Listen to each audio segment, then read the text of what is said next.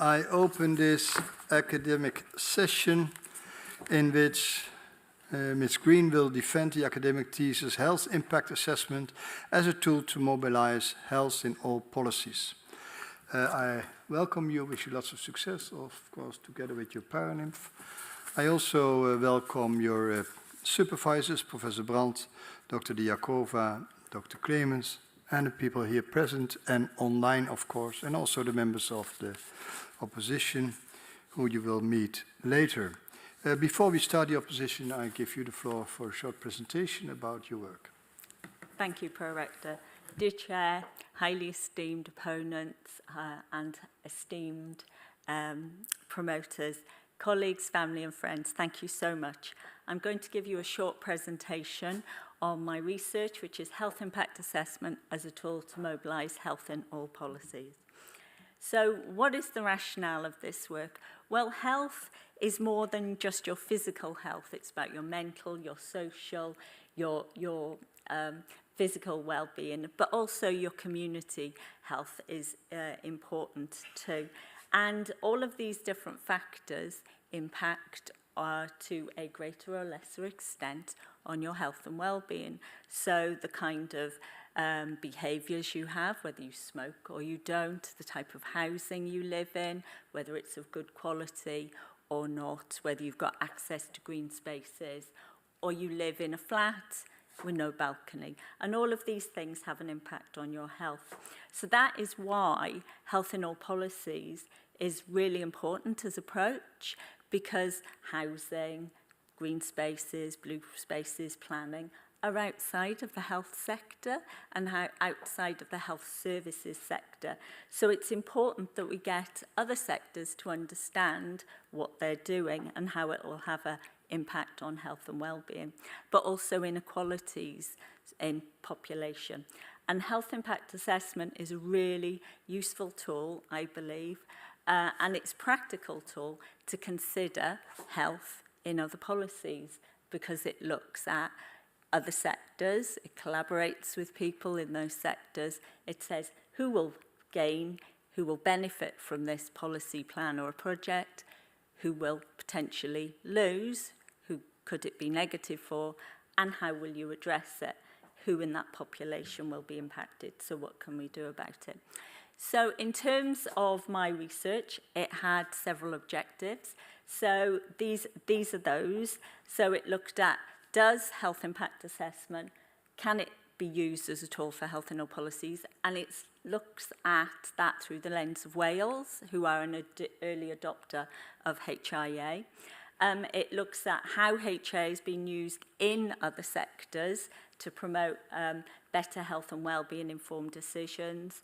I work in the National Public Health Institute for Wales, which is Public Health Wales, so I'm particularly interested in HIA and health in all policies and how it's practiced in other public health institutes, and also what they can do about that if they use it or if they don't.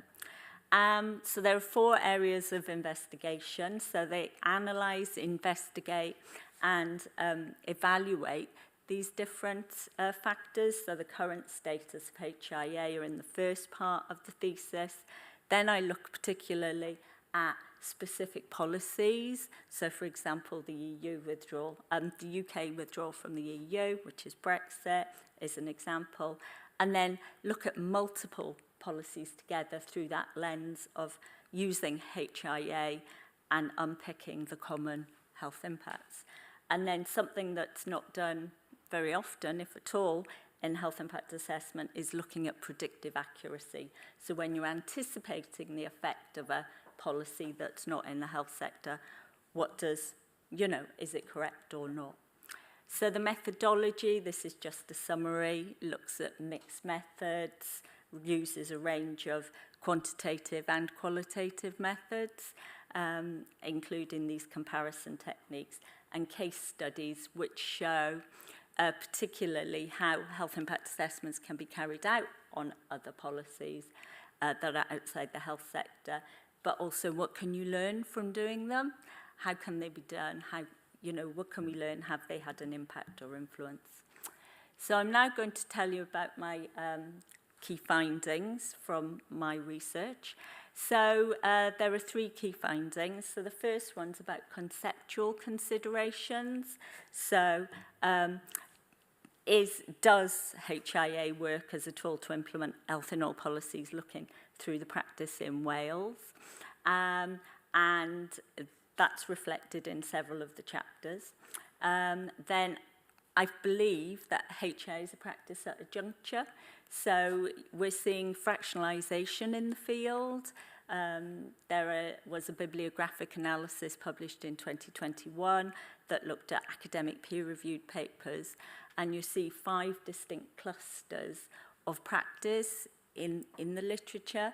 One of them is only social determinant and health inequalities focused. The rest are transport, active travel, quantitative statistic modelling like Dynamo, HIA, or health in environmental assessments like environmental impact assessment. So you can see that most of the peer-reviewed literature is weighted heavily in towards environmental determinants. And that's been reflected in some of the practice as well. And if you look at chapters 2 and 3 in the thesis, some of the interviews and the scoping survey we did, they definitely fed back this sort of differences in how HIA is practiced, particularly in public health institutes. And that reflects then onto these perspectives on health and well-being. Are people looking at health and impact assessment through the lens of environmental determinants, such as air quality, noise, emissions, or are they looking at it through broader community mental well-being factors and looking particularly at equity in the population? And so, again, you know, that is very important because that dictates how it's practiced and framed at a government level, at an organisational level, and within teams themselves.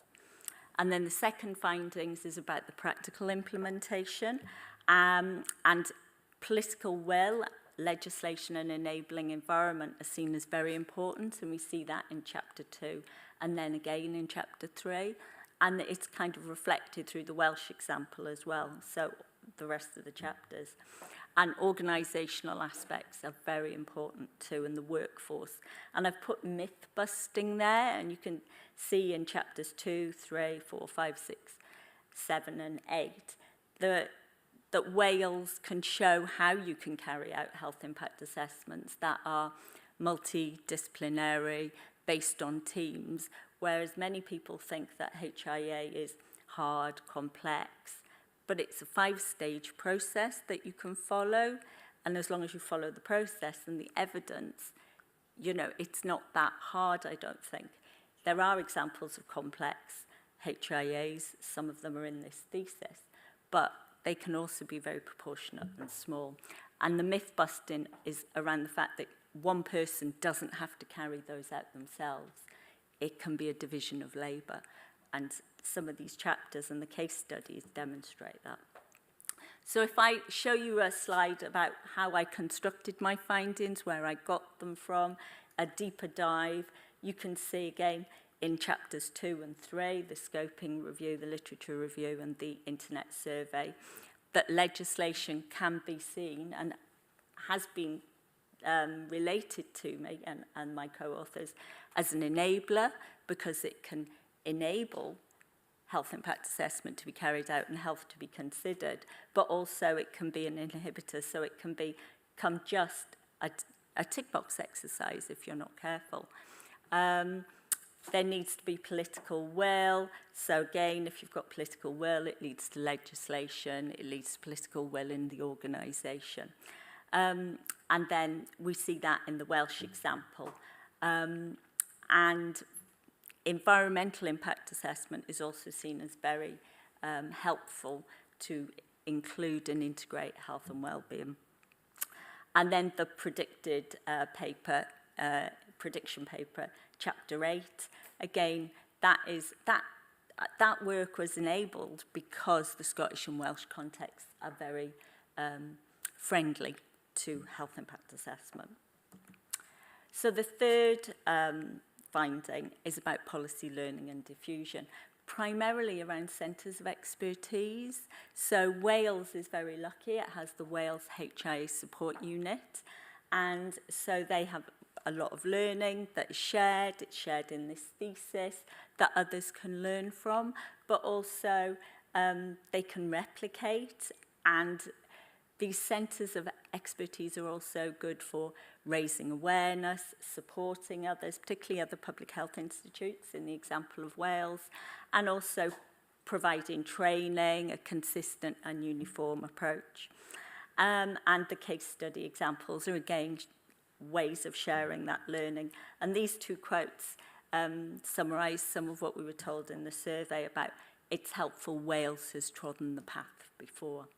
Strengths and limitations, it has both mixed methods, innovative uses in HIA, particularly if you look at Chapter 7 and Chapter 8.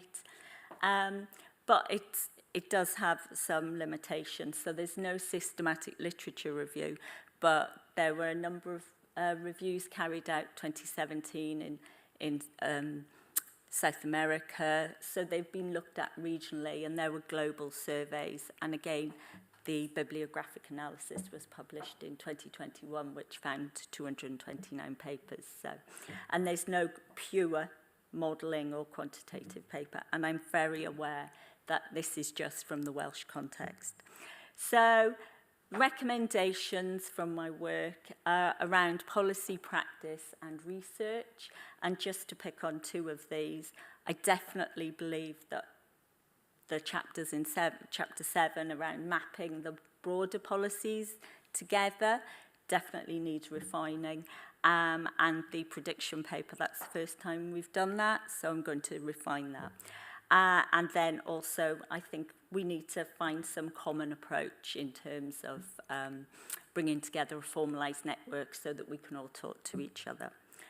And then in terms of impact, I would say that this work definitely shows, when you consider Wales, that HIA is a beneficial tool to mobilise health and all policies, and it's informed decisions in real time, but it's still informing decisions now. So Chapter 6 around the lockdown, the staying at home policy, that's still being used now, 3 years later, and is being used as evidence for the UK COVID inquiry.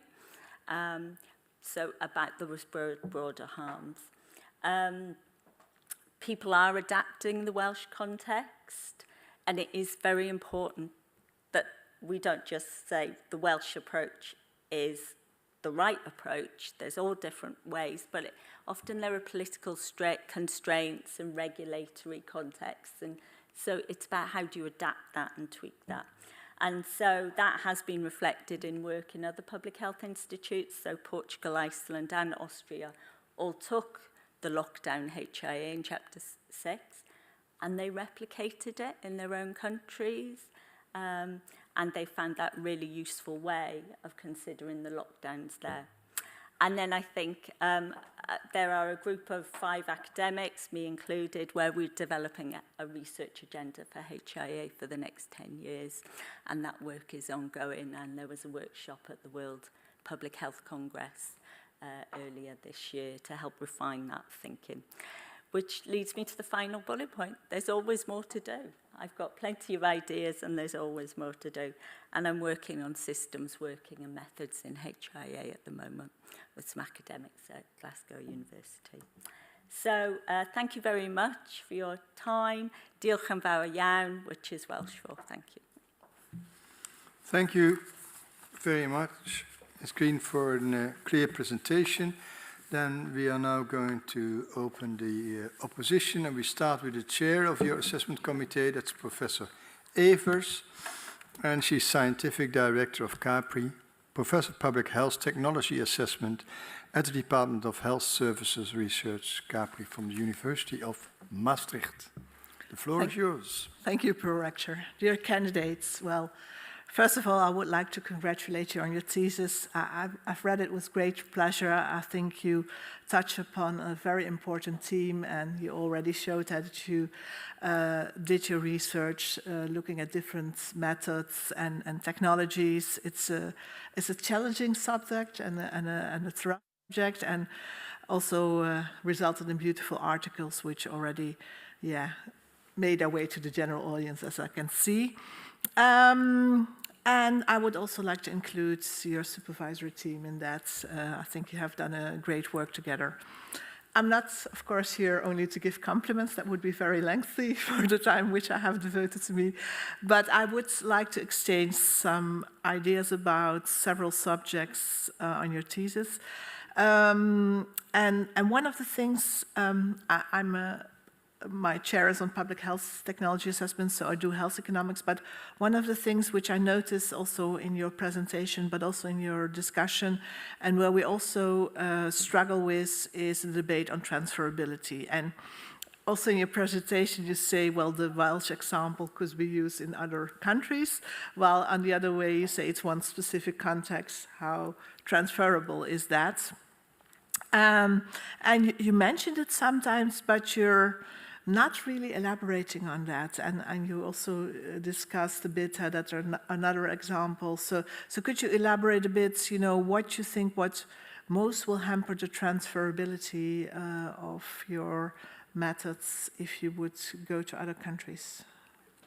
Okay. Highly esteemed opponent, thank you so much for your question. In terms of transferability, for me, that is a challenge. It is a challenge. We've proved with the fact that the methods of the lockdown HIA in Chapter 6 have been transferred. But if you look at it, they are countries that tend to be of the same size and nature, maybe political and regulatory context to Wales. They're small nations. But I do think that it can be transferred. The big question is around political will. But also in Wales, Wales has had HIA for 20 years now, but when it was first originated, that political will was not there. So it's about trying to create strategic advocates at a local level, and Wales was successful on a bottom-up approach that then created an advocate or strategic advocates who included it in legislation or mandatory documentation at the top. So it can be done. It's not an overnight thing, though. That transferability is a slow progress, but it's also about learning from people like myself who have practiced HIA for quite a long time about how it could be done and adapted with small incremental changes. And because there are, I think, two things about the transferability. One is the methodology. How can we use the Welsh methodology or your methodology, let's say, in other countries? And the other is, can we also use the results sometimes which come from your analysis to other countries? And maybe you could elaborate on that and which factors, because I think the methodology, you say, that could be transferable, but it has to be slightly adapted. And maybe you could highlight a bit on both aspects as well. Okay. Thank you. So in terms of how to use the methodology, the process is the same. We have the Gothenburg consensus that says health impact assessment looks at policies, plans and projects. And it's routinely summarised as a 5-stage process. And I firmly believe it can be transferred by following that process and following the evidence. I think that if you can use any levers that you have in your own context to include health, well-being and inequalities, which is the Welsh approach, then you can do it. I mean, there are levers around other impact assessments that have to be carried out. And so you can try and overlay, if you want to consider wider determinants, into that. not just environmental health determinants. And so chapter 4 in the thesis is an environmental impact assessment where it's been broadened out through that workshop approach to overlay and complement the environmental impact assessment. So I think you can sort of transfer it with a bit of thought about how you do it. And so, again, how can people use the results? So there are some common policies that we've seen. Lockdown's an example of that, where most countries who locked down did the same things. So people were restricted in their movement. They were only allowed out for essential, appointments or to do some shopping. So those kind of things can be transferable, and the same around home working, which came out of that HIA, because now many of us work hybrid. We don't all go into offices. I mean, we've got Helmut and Professor Fisher online today that once upon a time we wouldn't have thought about. So those kind of things are transferable. And would you then only, because you're now saying, let's call it the intervention is working from home, huh? But I can also imagine the differences in population, how healthcare professionals are trained, how the system works, the reimbursement. There might be other things which hamper also the transferability. At least that's what we see now. Yes, I take a very pragmatic approach on that. And like I say, it does have to be adapted to your own thinking and context. But at its core, it's thing, and it gives you a direction of travel, I believe. Yeah, okay.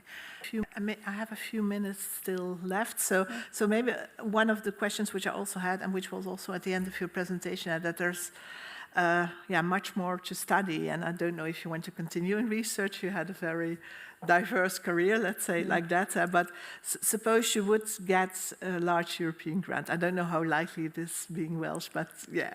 Let's say it is. Huh? Let's not talk about how would you, and that was on transferability, how would you then proceed? How would you work on this? How would you continue to work on this? To explore the transferability, I think you've got to scope the landscape again and think about that, because one of the successes, I think, of Wales has been that we've listened to what people tell us. So we have this indication in this thesis around things like political will, context, legislation. I think in terms of the research about how we explore it, you need to unpick that a bit more. I would foresee things like workforce or organisational perspectives being very important in that, because you've got to create the time and the space for people to do that. It's about those barriers. How do we overcome them? How can we work around them? I think that's important. And if I would give you an open check, so not related to transferability, what would be then the first which you would like to do to continue? Institutionalisation of HIA. Primarily because there's a gap in the literature about that. It's been asked for a lot in the research agenda for the next 10 years. And I'm about to implement in Wales, with Public Health Wales and the HIA support unit, legislation that asks for health impact assessment to be carried out in specific circumstances. So it's about, how do I unpick that? How do we implement it and support Welsh Government to implement it, but then embed it and institutionalise it to avoid that tick box exercise? And then, of course, you've got evaluation, and we've got 20 years of career. Well, they're very challenging teams. I'm very pleased with your answers, and I give the word back to the pro-rector. Thank you for your answers. Much. Yeah. Thank you. Thank you, Professor Evers, for your opposition. Then we come to the following opponent, who is also a member of the assessment committee, and that is Professor Fisher. And Professor Fisher is online, and he's Professor of Geography and Planning at the University of Liverpool in the United Kingdom. And I thank you for coming all the way from Liverpool, albeit online, because the University of Maastricht is always very pleased to have guests from abroad. So, Professor Fischer, are you there? Thank you, Prorector. Yeah.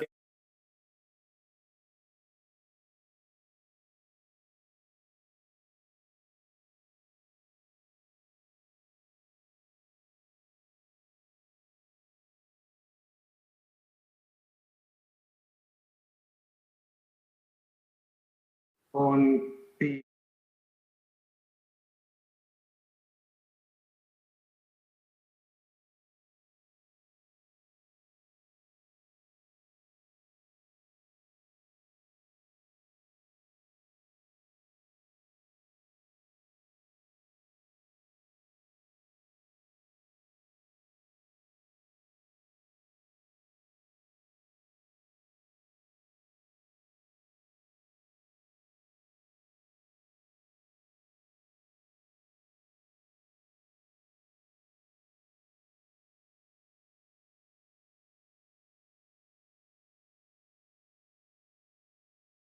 asking a question on the nature, the purpose, and also the benefits of health impact assessment. So when I look at the 4 areas of investigation, the first 3 are sort of slightly descriptive, and then the 4th is analytical and has also elements of evaluation.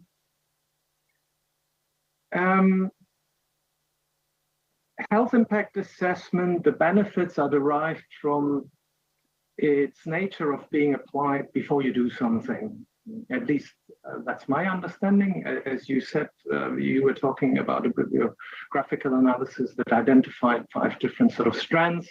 Also in terms of the purpose that is being discussed differently by different people. But for me, it's really the benefit of anticipating, in particular, negative impacts and avoid them, and enhancing positive outcomes of policy and also of other types of development. And you do talk about predictive accuracy in your dissertation.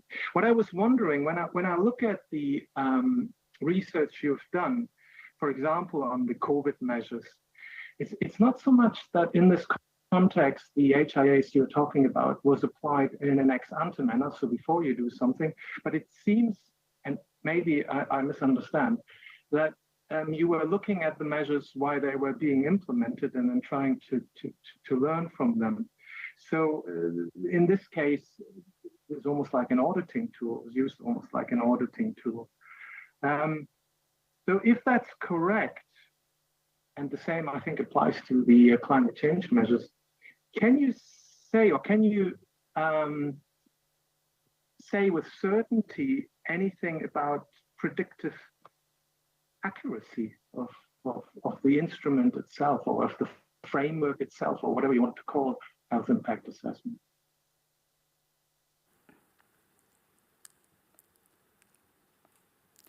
Thank you, highly esteemed opponent. In terms of ex-ante health impact assessments, or prospective health impact assessments, as you say, the COVID-19 HIA was carried out right at the very start. So it was still relatively new in the first lockdown. But as came to pass, we know, particularly in Wales, we had another 3 lockdowns. So capturing that evidence as it was emerging, but also there were other impacts that still were yet to be seen. So health impact assessment also looks at significance and duration. So how likely are these to be anticipated, or are we seeing? But how strong will they have an impact on the population, and how long potentially will they impact that population? So in terms of this being not truly a prospective health impact assessment, it was still right at the start, just as it was emerging. And there are so many unknowns, which we're still finding out now. So it is more also about well, is that going to be a short-term impact? Is it going to be a longer-term impact? And we're still seeing those impacts emerge now. So in terms of what you're saying, you might say, well, you're not really predicting it. You're capturing those short-term or the immediate impacts that we're seeing. But actually, we're still predicting the direction of travel from that lockdown, which was very hard in many, many countries and contexts in terms of people couldn't see their loved ones. If you lived on your own, you were socially isolated, you couldn't go out. If you're an older person, you know, lack of digital access or, you know, literacy had challenges. So it was still predicting the direction of travel in that respect for the duration of time. Response. It's a very good one. As you know, my main area of work is environmental assessment, and in this context, health in environmental assessment as well. And I'm wondering, in environmental assessment, quite a few people as a model use adaptive management. And what that means, for example, if you apply an impact assessment to a specific development, it may not be so much that one specific case which is important, but it's what you learn from that case and then be able to transfer it to subsequent cases. So it sounds like what you're saying is sort of in line with that type of thinking. I couldn't hear you very well. Can you just repeat the last bit, Thomas? It's okay. Yes. All right. So my main area is environmental assessment, and we often use the concept of adaptive management.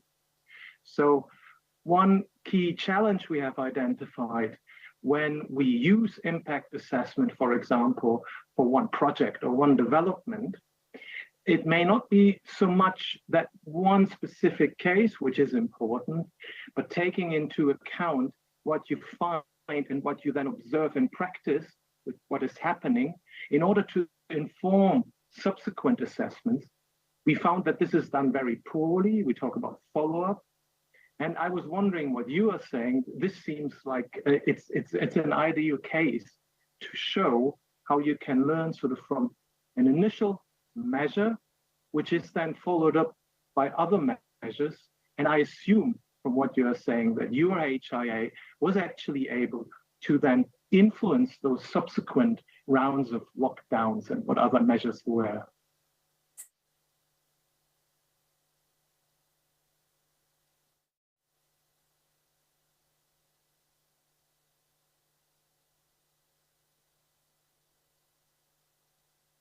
Sorry, Mrs. Candidate, now I can't hear you.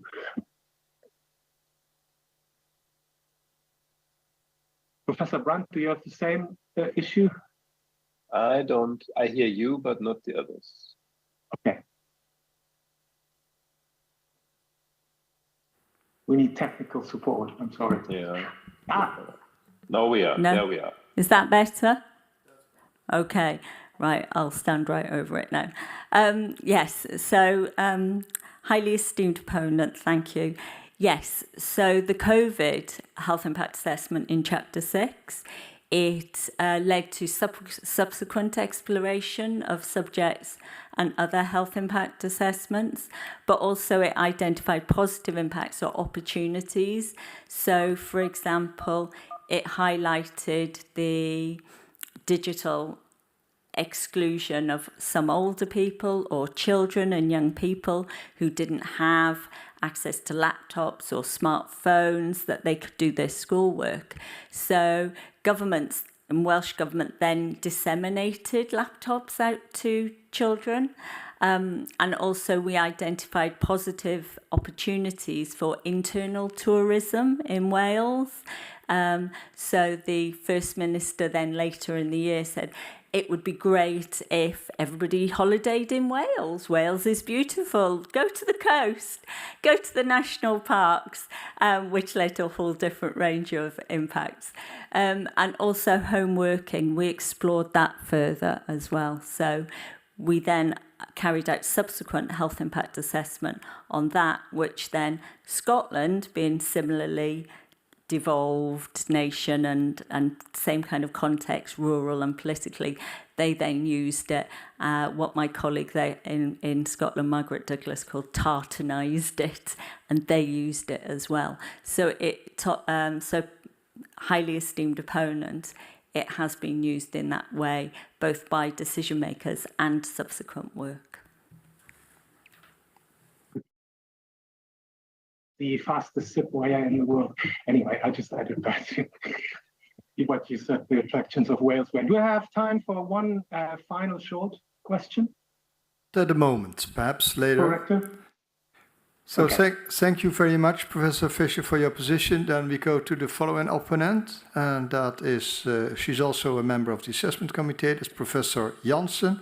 She's emeritus professor in population health at the University of Maastricht, and for today she has also accepted the important role of secretary of this committee, for which I'm very grateful.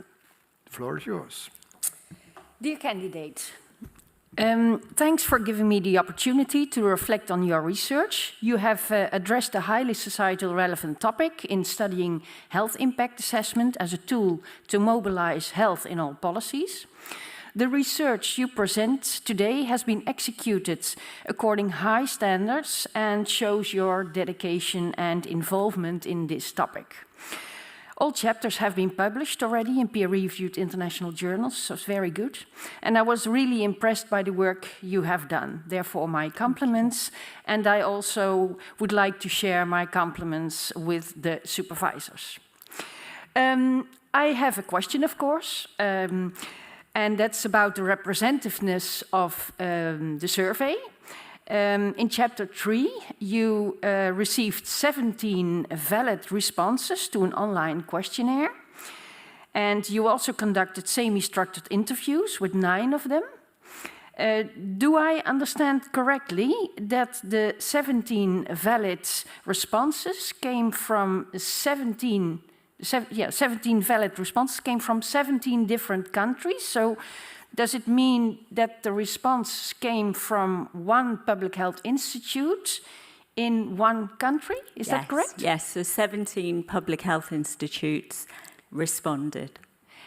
And do these public health institutes represent the country or the region? Because on page 44, you define public health institute as government agencies or networks that provide leadership and expertise and coordination for countries or regions' public health activities. So there was 2 regional and the rest were national public health institutes. And can you say something about the representativeness of their of this institute? Can they really represent the country? There are institutes, and some institutes have a national and a local layer. So it is tricky in that respect because, again, it comes back to the local context. But I do think that the fact of the matter was we looked at whether they were a member of IAMPHI, the Institute of National Public Health Institutes, and it was through them that we also disseminated the research. And when we were cleaning the data, we were quite clear about sort of what their role was and that they met that criteria. Okay. So in terms of representativeness, though, there are some gaps. For example, some continents are not represented, and we overwhelmingly got a much higher response rate from Europe. But I think that's because if you look at the other research and the other papers, that's where HIA is practiced mainly. Mm-hmm. So that could be something for further exploration in terms of when you're asking about representativeness, I think, yes. And might it may be that you have now, because you used purposive and convenience sampling methods. Yes. And there's always a risk when you use these methods on bias. Yes. And it may be that you have now selected mainly the front runners. How did you tackle this kind of bias? it's all anonymous as well. So we definitely looked at it, and we say in the limitations actually about the fact that could be the sampling methods could be a limitation, but it is an initial look, a scoping survey. So again, it's more about a direction of travel to inform future work, so that I can explore that, and I would like to explore that because I come from a public health institute I'm working in, and we really want to understand some of that better. So I'm very aware of, you know, the potential for bias with convenience and purposeful, but it's a very small field and a very sort of niche where people tend to know each other, and we really wanted to gather that knowledge and understanding as a direction of travel, really. Okay, okay. I'm satisfied with the answer. I have a few minutes, so one question. Yeah. I think the appraisal of the evidence, that seems to me the most complicated stage of a health impact assessment. Can you give advice on how to do this, and who should be involved, and how to select these stakeholders? And is a conflict of interest part of the appraisal? I'm just curious about that. So you're talking about the HIA process and then the appraisal stage. In the appraisal stage, about the choosing of the different stakeholders to be interviewed or for workshops. So again, we set very clear criteria. So for example, in the Brexit HIA or Chapter 4 for the sort of SDGs paper, we chose a wide pool, and it was the participants were chosen by the Strategic Advisory Group, who are multidisciplinary, come from different fields. So it avoids, for example, me just asking the usual suspects. They choose and they advise and they steer and they say, well, actually, we think we want you to engage with those people because they're from that field, or we want you to. So actually, in a way, it's quite helpful to us as practitioners because it helps us raise awareness of health impact assessment as a process, but also it means that we don't just choose the participants.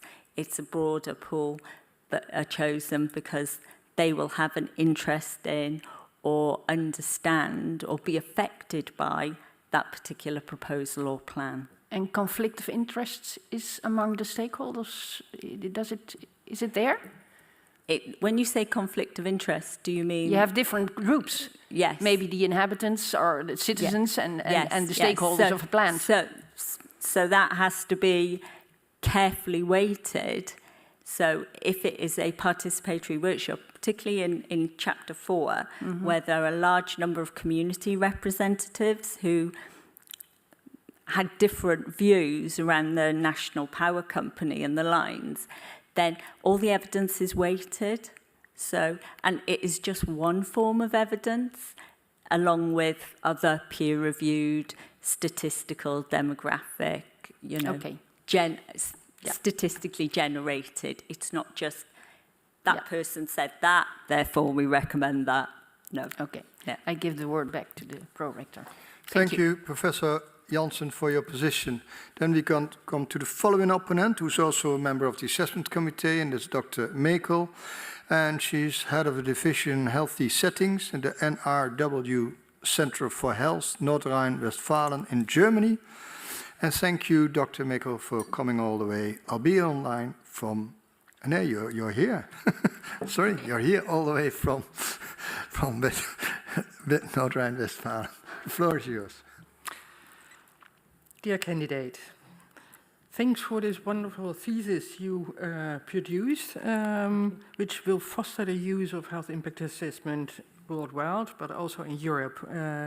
You are one of the champions of health impact assessment, and therefore it's really good that you put this work together and discussed the different aspects of implementing health impact assessment, HIA, and what the difficulties are.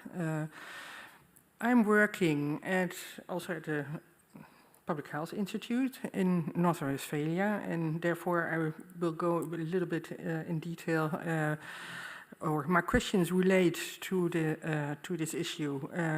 One of your findings of your survey is saying there are a lot of barriers for implementing health impact assessment as a core public health task in public health institutes, and it competes with other tasks in public health institutes.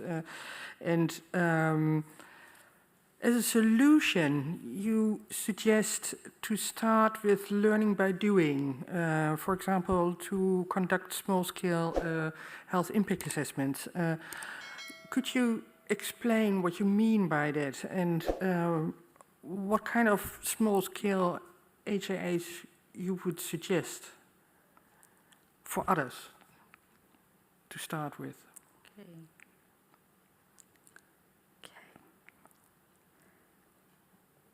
Thank you. Thank you, esteemed opponent. In terms of what I would suggest and what I mean by learning by doing, the chapters, several of these chapters, were written with the intention to share our learning. They are complex, and I recognise that, which, if anybody read those, they would say, I can't do that. But I've been practicing health impact assessment for many years now. That has led me to that. And originally, I started on very small projects around health improvement and the kind of core business that happens in public health institutes. So, for example, it's well recognised that overweight and obesity is a problem across the world now. So there's often an obesity strategy or an obesity plan being developed, or projects around those in public health institutes, because it's a core thing that we are all working on. Or healthy settings. So, for example, how we improve health and well-being in a prison population, for example. And you can carry out small, resource efficient and effective health impact assessments at that level. So that's how you learn. So you bring in the people who've got the skills, people who might want to learn about HIA or know about it. So, for example, I may be project manager. Another member of the team might organise the meetings. Esteemed opponent, you have statistical knowledge about health intelligence and data. And all of these things are core public health skills that we or practitioners are expected to have in a public health institute. So you can bring that all together, and that's part of that myth busting. But health impact assessments are proportionate and scalable and flexible. So the contents of some of these chapters are complex with lots of data and interviews and things. But you can have a rapid participatory workshop that's based on existing data and knowledge that you've already got in your institute. And that can make it really manageable. And for others who might want to learn, they can come to a centre of expertise, like the Wales HIA Support Unit, or go to a centre such as CHETRA, the Centre for Health Equity Training and Evaluation in Australia, and they can help, they can advise and they can support and they can provide information about how you can start by doing those small projects. For example, somebody might ask me, and I've got many examples of working on those health plans and projects, and I can just send it to them and say, there you go, have a look at that. If you want questions, come back to me. Thank you very much. So, incremental approach, starting with topics that are already in place in institutes. Another part of your work, you say health impact assessment in spatial planning, and you argue that health impact assessment should move away from this environmental health focus. And what kind of determinants of health should be considered in HIAs, in spatial planning area? Thank you, esteemed opponent. in terms of environmental impact assessments, there are a wide number of determinants that are already considered, but they tend to be more those that are quantitative, that are measured. So you have guidelines and thresholds like the WHO, or in the UK, COMIAP, the Committee on Air Pollution, and they're measured and they'll say we anticipate it will come to here, it's under that threshold, therefore, it's not harmful to health. So I'm not saying that we don't consider those, we keep those, but I think that in not considering some of those other wider impacts of a project, a development project in spatial planning, you're not actually getting some of the critical knowledge and local information that can help as part of due diligence or help reduce or mitigate any impacts before they happen. Because if you don't consider it in the round, then I think you might miss something. And it was felt in Chapter 4 that that was what was needed, and it provided valuable information as part of the environmental impact assessment because it looked at social and community factors, it looked at access to services, it looked at also at the economic situation. Some of these things are already in an EIA, so you don't need to reinvent the wheel there, but it's about adding additional perspectives that enrich knowledge, really, like that maybe a community can bring rather than that statistical data as well. And when you were doing, are you also doing HIA on spatial planning on regional level, so at your institute? And what kind of determinants are you looking at then? Because you now talked about local projects. Yes. I can imagine, but what is on regional level? Regional level. For many years, the Wales HIA Support Unit did not carry out health impact assessments, and it's only a recent thing that we do. And we probably anticipate going back to the previous model, which was providing advice, guidance, support, etc. So in my previous iteration of doing that, we worked on waste strategies at a regional level, regional waste plans. So again, we looked at those environmental determinants that are very important, and they are significant, which is what you consider in environmental assessments, like strategic environmental assessment or environmental impact assessment. So they looked at that, but they also looked at some of those other more nuanced by looking at it through the perspective of the checklist that Wales uses, just so that you don't miss anything. And also there are opportunities, and it shows it's positive. People are scared of HIA because it thinks it's going to make their plan or their project look bad. But actually, it captures an awful lot of what's good about something too. Thank you very much. Thank you, Dr. Mekel, for your position. The following opponent is Dr. Den Broeder, and she's a lecturer in health and environment at Amsterdam University of Applied Sciences and senior researcher at the Dutch National Institute for Public Health and the Environment, the RIVM. And thank you coming all the way from Amsterdam, and the floor is yours. Thank you, Pro-Rector. Dear Mrs. Candidate, or esteemed Mrs. Candidate, I should say, I would like the assessment committee to congratulate you with this thesis. It is touching upon many issues and challenges of today's world, big ones, and it makes it not only interesting and a good read, but also urgent, I should say. And one of the challenges that I would like to discuss with you is the challenge of health inequalities. The topic health inequities or inequalities, you use both words in your book, is central in your approach regarding health impact assessment and health in all policies. Already in the introduction to the dissertation, starting in paragraph 1 on page 6, it is explicitly presented, and throughout the book, HIA is consequently explained as an exercise looking at impacts on health and inequalities.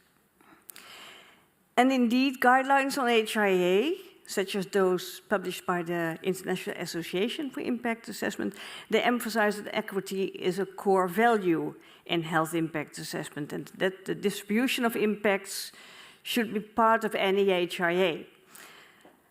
Now, I would like to discuss with you the policy implications of this position and definition, because the topic of health inequalities has a very strong political dimension. Therefore, its positioning inequalities in the exercise itself might then lead to a perception of HIA as producing policy-based evidence instead of an aid to policymakers with evidence-based policies. So my question here is, what is in this light the potential of HIA to also aid, for example, more liberal or conservative policymakers in their decision-making process? And what is needed for that potential to be realized?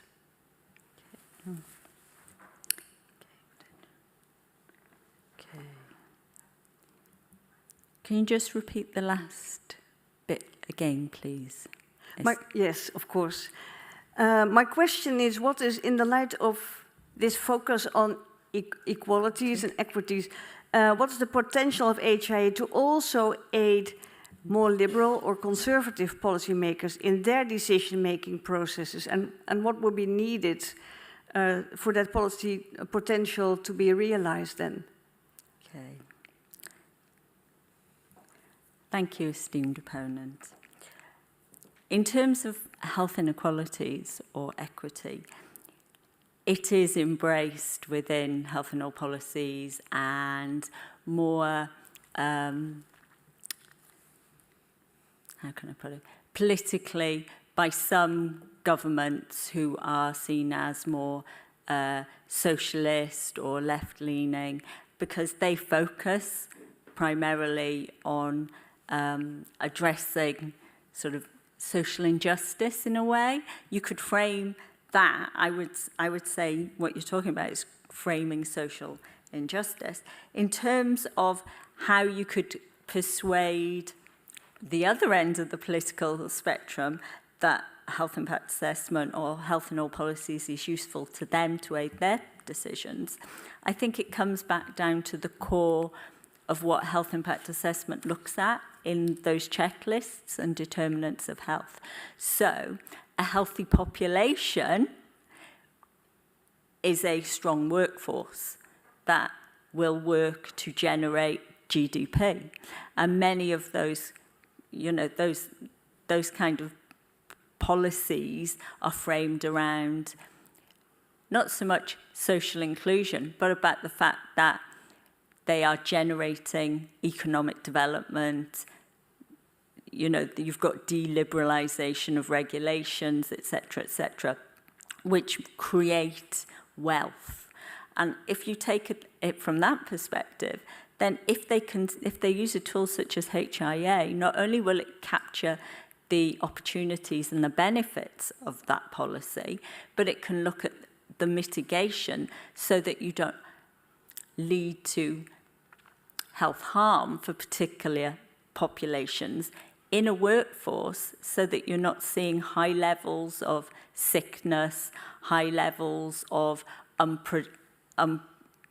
no productivity days, of disability life years, of limiting, because you're creating healthier policies by default that will help you actually achieve your aims. So if you want a wealthier society, but one that's built on production and strong values of strong workforces and prosperity, then actually, to me, why wouldn't you use something like that? Because it's going to help you build your vision around sort of neoliberal policies. Yes, thank you, esteemed candidates. And I would be interested, have you encountered any examples of where you had to do that convincing? Thank you. Yes, I've just carried out. You may finish your answer. You may also say enough is enough. I'll just answer. Thank you. I have just carried out and published a health impact assessment on a trade agreement. It's only the second ever in the world. It's the first one in Europe. And we actually engaged with those policymakers. And interestingly, the first question he said to me when they came to us and said, what's this HIA, was, what is HIA? What will it do for me? So at least it's on his radar now. Thank you. Thank you very much for your answer. Thank you, Dr. Den Broeder, for your opposition. Dear candidate, Ms. Green, the time appointed for the defense of your thesis has passed. The degree committee will now withdraw to discuss the quality of your thesis and of your defense, and I request that you and your company await the results of our deliberation and our return in the room, and then we will be back online. Having said that, I suspend the meeting.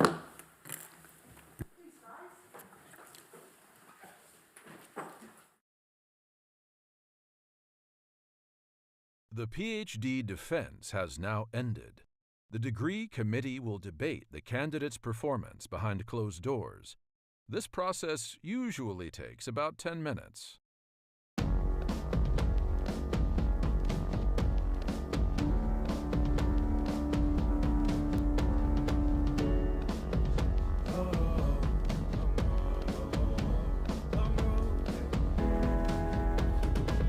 Long road to the south side. 7 miles in my rearview mirror, I know what it felt like. My goals only getting clearer, east side to the west side. No place like home, if it's questions that you've got, go the extra mile and die.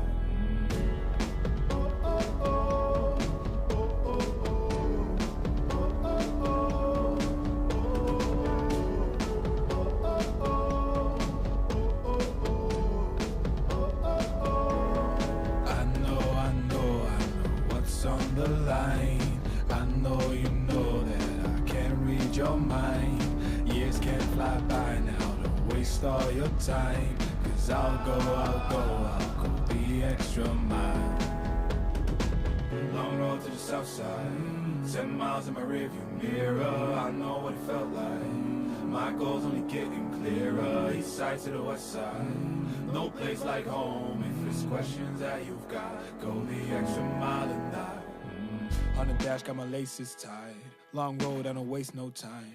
Break rules because fate decides. With the team and we chase the light. I make a move, fall down, shake it off. I hate to lose, bad branch, break it off. No room for negativity, praise and love. Prepare for deep part cause we're taking off. Take the mileage, traveling so far from home. Gathering knowledge, other connections. I put the time in to get everything I ever hoped for. It's a challenge and we all in. It's a better future that we go for. Even though these nights seem long, I know that I am never on my own. Know you've won the battle once you've grown.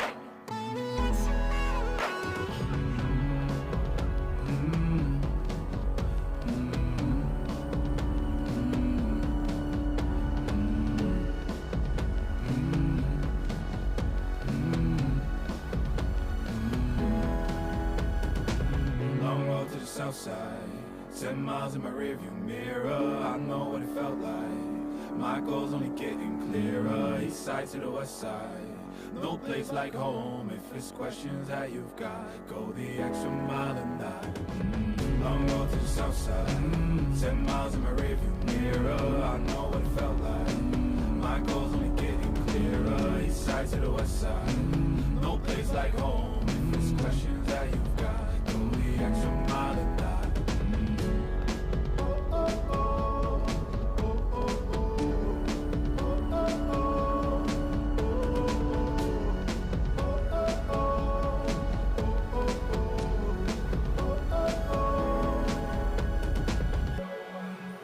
On the line, I know you know that I can't read your mind. Years can't fly by now, don't waste all your time. 'Cause I'll go the extra mile.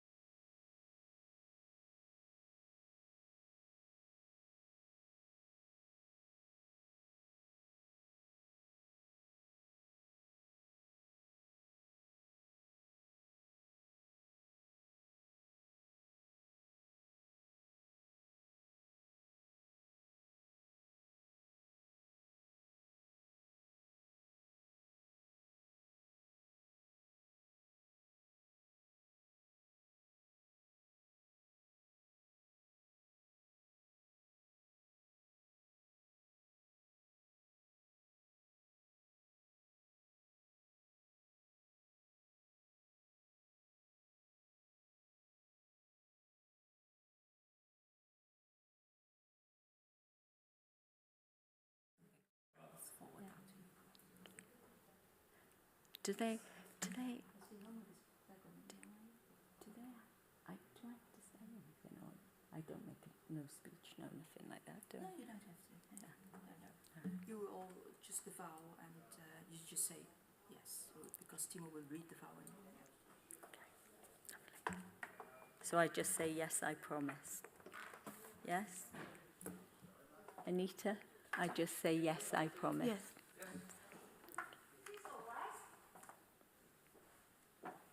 Blimey, that was quick.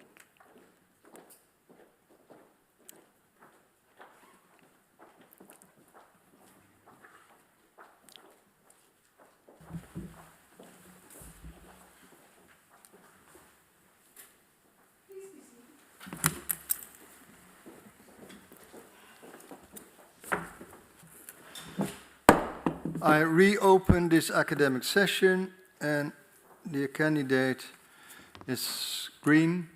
The degree committee here present has assessed the quality of your thesis and the way you defended that. In view of its positive verdict and taking into account your previous qualifications, the degree committee has decided to grant you the degree of Doctor. Professor Brandt is authorized to confer upon you this academic distinction in accordance with Dutch University custom. I invite your supervisor to now take the floor.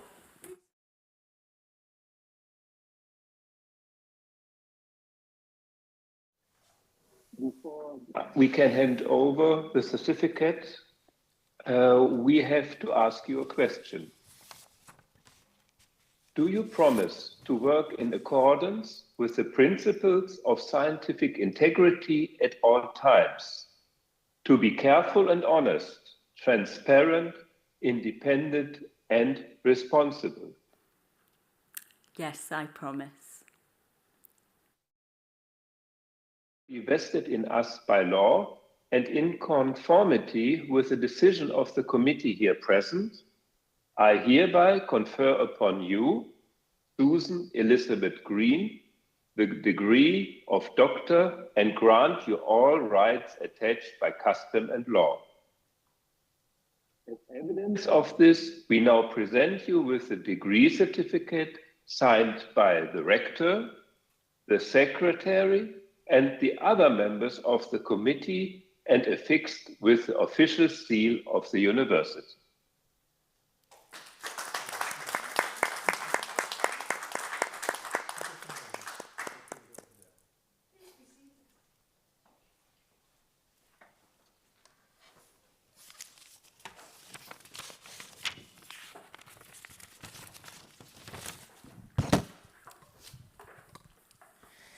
Dear Dr. Green, dear Liz, it has been a great pleasure to accompany you throughout your PhD journey to advance HIA towards a method for mobilizing health and all policies, which you made sure to be academically interesting, rich, and fulfilling. Reflecting on your work, which resulted in this great accomplishment today, I clearly see one factor and three personal characteristics that really supported your achievement. COVID-19. Yes, COVID has been a supporting factor, I believe.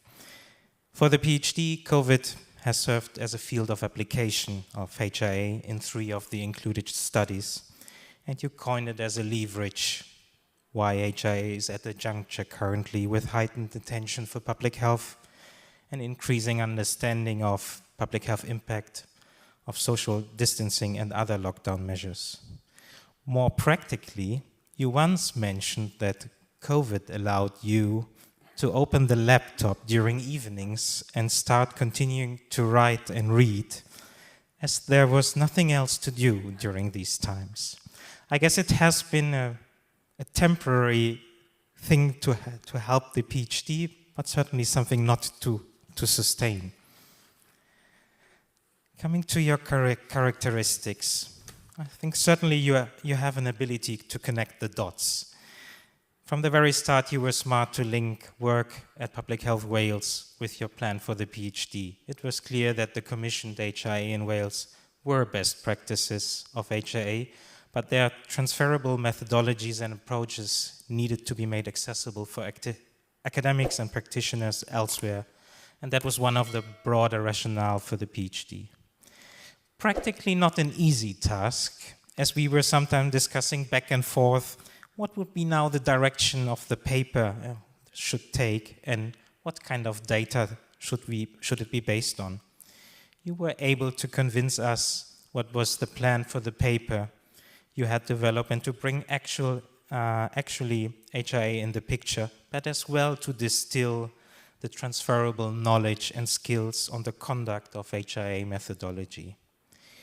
Moreover, you have been engaging with other different HIA researchers, not just for your PhD papers, but for other work and activities as well. And you have supported other HIV practitioners in other countries, as we just heard as some of your studies have been seen relevant and a template to be followed in other countries. To me, your ability to connect the dots has even been evidenced in research. Kim and Hay, in their 2021 bibliographic analysis of HIA and environmental impact assessment publication, you referred to it, had identified the Green et al. Cluster on HIA method, effectiveness of HIA. Coming to the next, you are an easy writer, for sure. It seems line by line, naturally floating out of your brain and completing abstract by abstract, pages by pages. You mentioned a couple of times to me, it's all in my brain, Timo. So writing doesn't seem cause trouble, and writer's blocks are not known to you. Rather the contrary. You were mentioning in one of our Zoom meetings discussing PhD work and papers, I think it was 2 years ago. By the way, I'm co-editor of a book on public health spatial planning and authored 3 chapters on HIA. You left Helmut and me flabbergasted, wondering when had you found the time to write these. Finally, your positive attitude. There has been always a good mood and positive work spirit at your side that really has been contagious despite the Zoom environment we were exclusively engaging through. There was laughter, positive energy from professional and personal encounters, and you were able to see positive side in many things. You often let me leave our meetings with good mood and a smile on my face, and I really like to thank you for that. Dear Liz, we are very proud of you and your work as your promoter and co-promoter. On behalf of Helmut and me, we would like to congratulate you, your closest family and friends who supported you in this journey, and we hope we can continue our academic collaboration and that's not the end of the journey. There, as today presented, are multiple ideas in how to apply HIA to new policies and interest of other colleagues to do a PhD on HIA. Our congratulations, dear Liz. Now I would like to pass over to Mariana Dayakova as the other co-promoter. Thanks a lot, Timo, and thank you everyone, esteemed committee. Dear Dr. Green, dear Liz, I've had the pleasure working with you and knowing you for nearly 9 years now. And I would like to add just a couple of more things, very briefly, but on behalf of Public Health Wales and the Directorate. You've been working for longer than I have been, policy, research and international development, and now a WHO collaborating center on investment for health and well-being. So during, over the last 9 years, I've been witnessing and also experiencing your high professionalism, your strong commitment to robust and quality methodology in everything you do, as well as your passion and hard work for a very worthy cause, which is improving health and well-being of the people and communities in Wales and improving the settings around them. So I will add 2 things, one of the factors and one of the qualities. One factor I think is very important for the success of this PhD is your undoubted expertise and profound knowledge of your subject, which is health impact assessment.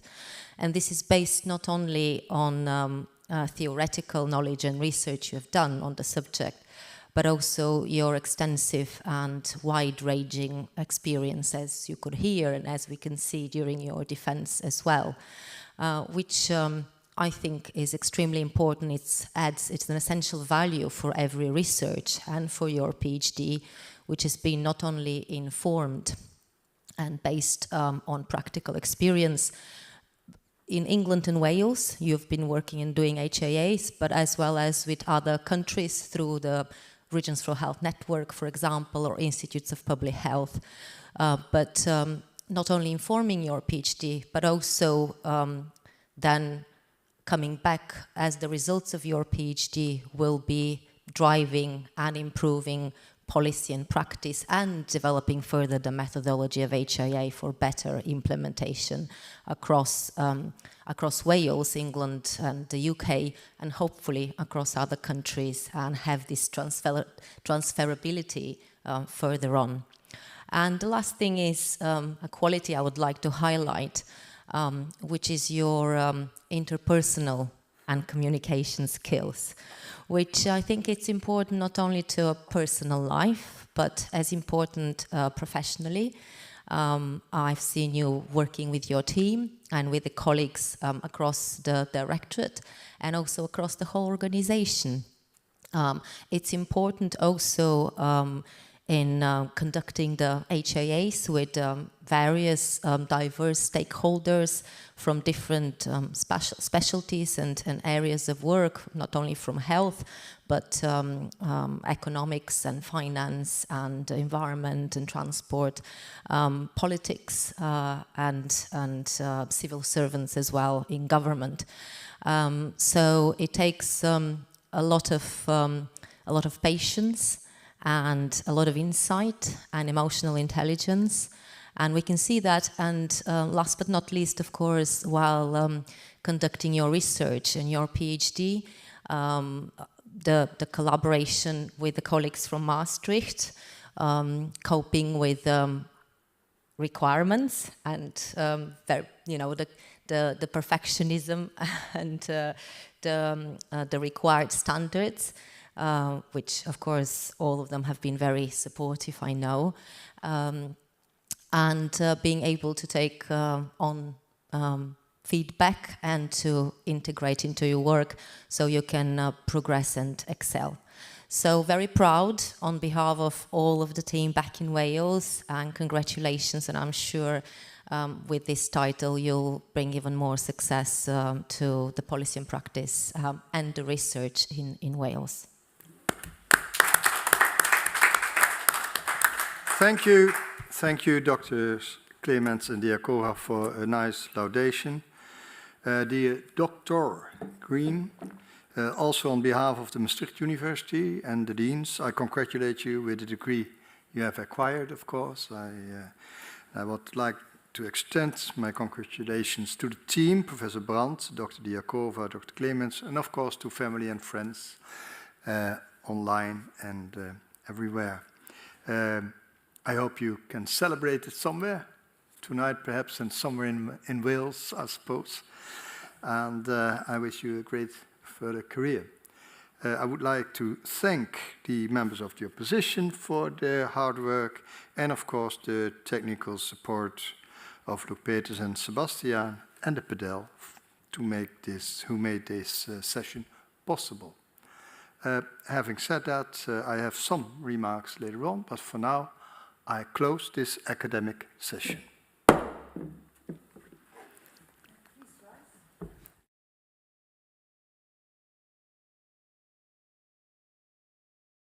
Streaming has stopped, but Professor Fischer and Professor Brandt are still here.